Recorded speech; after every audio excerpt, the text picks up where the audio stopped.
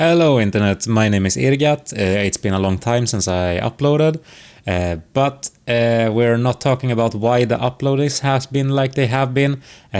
Today I wanted to talk about big news that so a lot of people should have seen at this point. It's been around, it started 2024 I think, and it just got further up the line today.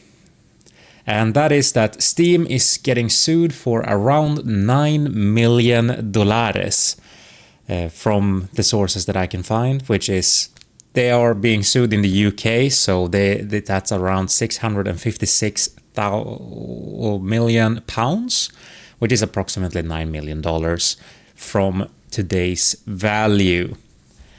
But why is Steam getting sued?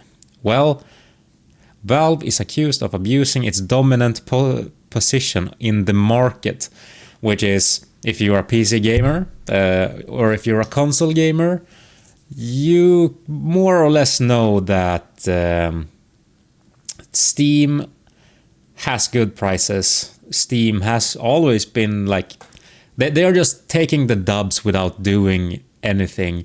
Just look on like Ubisoft Connect or the EA platform. Epic Games as well, those browsers aren't as good. The prices on, if you for some reason have like a PS4 and you go connected to PlayStation Store, those prices are insane. They are not updated for today's market, and I don't have a PS5 nor an Xbox, so I don't know the prices for that game, but they are most likely, from my understanding, trying to get the subscription going and that get you stuck in that loop. But they are being accused for abusing their dominance and that they have a 30% fee for having your games on their platform. And they're also having another concern with in the coming lawsuits on how in-game purchases or downloads, or they think it's unfair that you can't buy a game and you want to get the DLCs, that you can't get the DLCs from another platform, and that you more or less you can't buy the game on Epic and you can buy the DLCs for, like, let's say The Witcher 3. You can't buy it from Epic, and you can't buy the DLCs from Steam because Steam might have had a summer sale or whatever. They think that is unfair to gamers, and which I can kind of understand. That, yes, sure, but that has never worked like that, and that doesn't really matter with like just games. Unknown fact about what I've worked with before is construction. I can't get my Milwaukee tools to work with Makita batteries. I can't get the Festool stuff to work on a Milwaukee or a DeWalt or whatever. Isn't that kind of the same? Are they monopolizing their market? So is it that really unfair?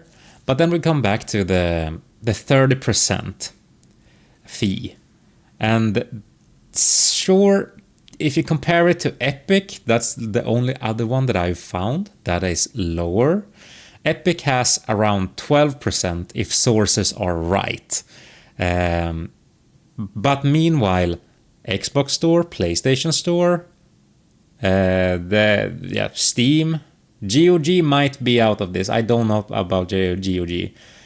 But all of them are similar.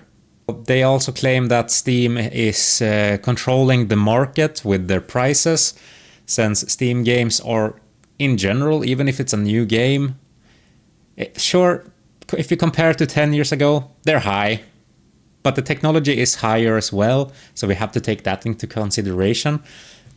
And I think that Steam having that prices that they have is actually a good thing if they are controlling the market, because that just means that EA or Ubisoft or I don't know, maybe something else, PlayStation, Xbox, whatever, anything outside of Steam, they can take a huge amount of money I mean, we also already seen that Ubisoft wanted to increase their the prices on their titles.